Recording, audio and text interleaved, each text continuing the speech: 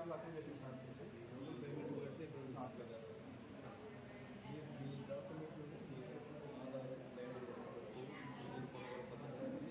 ఇచ్చేస్తున్నాం sir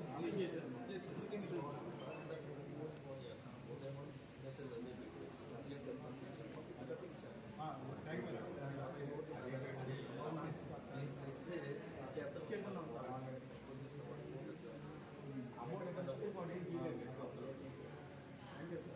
amount పడితే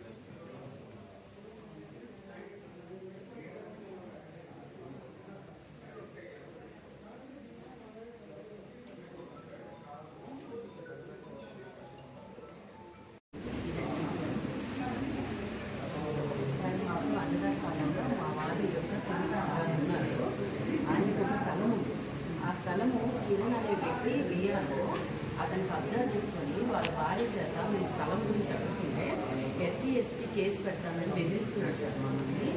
మేమేమో హైదరాబాద్లో ఉంటాము, మా అత్తగారికి కావాలి కచేరిపేటలో ఉంటారు, అయినా మమ్మల్ని ఇట్లా ఇబ్బందులు పెడుతున్నాడు సార్. అది మా తాతలు 70 సంవత్సరాల నుంచి అక్కడ ఉన్నారు.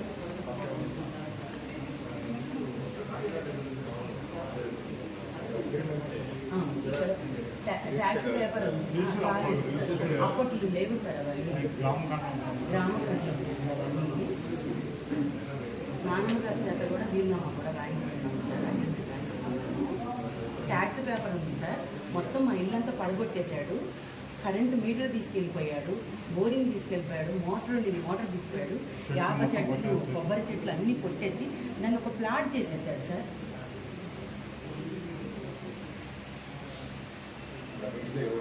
లేదు, చనిపోయాడు. పడగొట్టేసాడు అసలు.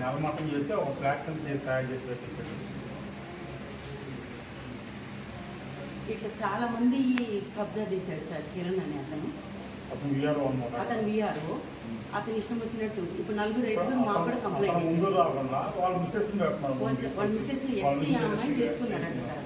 మాకుల మీదను ఎస్సీ అమ్మాయిని చేసుకున్నాడంట. అమ్మాయి సార్ మా thank you sir. Thank you so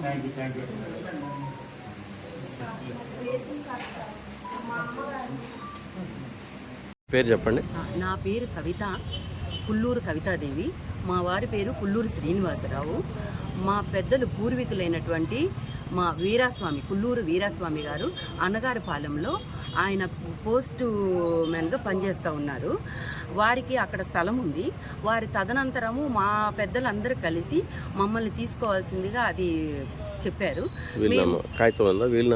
ఏం లేదండి, మా నానమ్మ గారి చేత వీలునామా రాయించుకున్నాము. ఆ ఇంటికి సంబంధించిన ట్యాక్స్ పేపర్ ఉంది, కరెంటు బిల్లు ఉంది. కానీ ఏ పేపరు ఏ అధికారము లేకోకుండా విఆర్ఓ అయినటువంటి కిరణ్ కుమారు అక్కడ విఆర్ఓ ఇప్పుడు అన్నగారిపాలెం 2లో విఆర్ఓగా చేస్తున్నాడు ప్రజెంట్. అతను వచ్చి కంచె వేసేయడము, అంతకుముందు 2012లో కూడా మాతోటి గొడవ పెట్టుకోవటము, అది మా వాళ్ళు ఇచ్చారు అంటున్నారు. వాళ్ళ పాలడుగు వెంకయ్య గారు ఒకప్పుడు అనగారిపాలెనికి మున్సూబుగా అలా చేస్తూ ఉన్నారు. అప్పుడు అందరినీ పిలిచి గవర్నమెంట్ స్థలాలు పంచిపెట్టడం జరిగింది. పంచిపెట్టిన దాన్ని ఇప్పుడు మేమిచ్చాము అన్నట్టుగా చెప్తున్నారు అనమాట. 70 సంవత్సరాల పైనుంచి అక్కడ గుద్దేటి రామయ్య గారు ఉంటున్నారు. ఆయన 30 సంవత్సరాల తర్వాత వాళ్ళ కూతురికి పెళ్లి చేసి మా తాతగారు అయినటువంటి పుల్లూరు వీరాస్వామి గారిని ఇల్లరికం తెచ్చుకున్నాడు. ఆయనే పోస్ట్ మ్యాన్గా ఉద్యోగం కూడా ఇప్పించాడు. ఇన్ని సంవత్సరాల నుంచి మేము ఉంటుంటే ఇప్పుడు ఇతను వచ్చి ఈ స్థలం మాది, మా వాళ్ళు ఇచ్చారు అని చెప్పి అక్కడ కంచి వేయటం జరిగింది సార్. పైపై చేంజ్ చేస్తున్నాడంటే ఆయన సీన్లోకి రాకుండా వాళ్ళ భార్య అయిన అమ్మాయిని ఎస్సీ అమ్మాయి అంట, మాకు తెలియదు అసలు అమ్మాయి.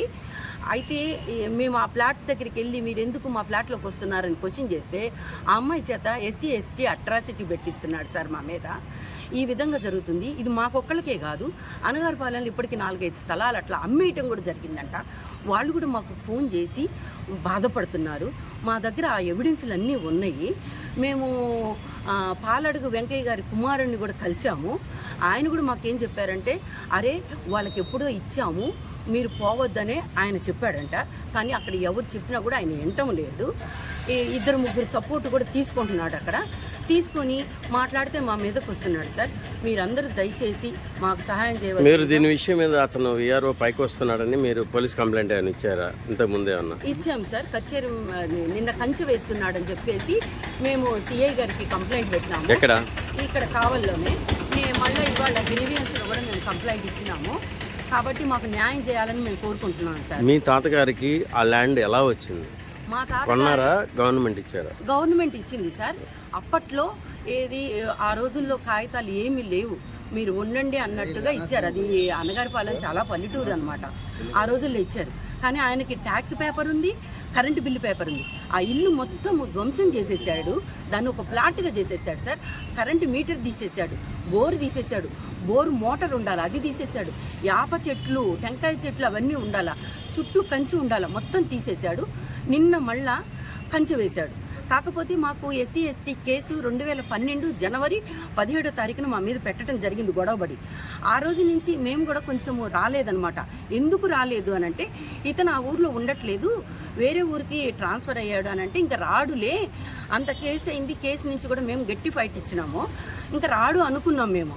అయితే మేము వేరే హైదరాబాద్లో ఉండడం వల్ల మాకు కూడా రావడానికి అంత ఈజీ కాదు కదా సార్.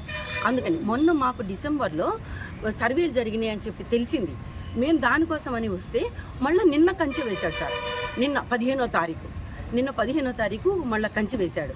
అది మేము పోలీస్ కంప్లైంట్ ఇవ్వడం కూడా జరిగింది. పోలీసులు కూడా వెళ్ళటం జరిగింది.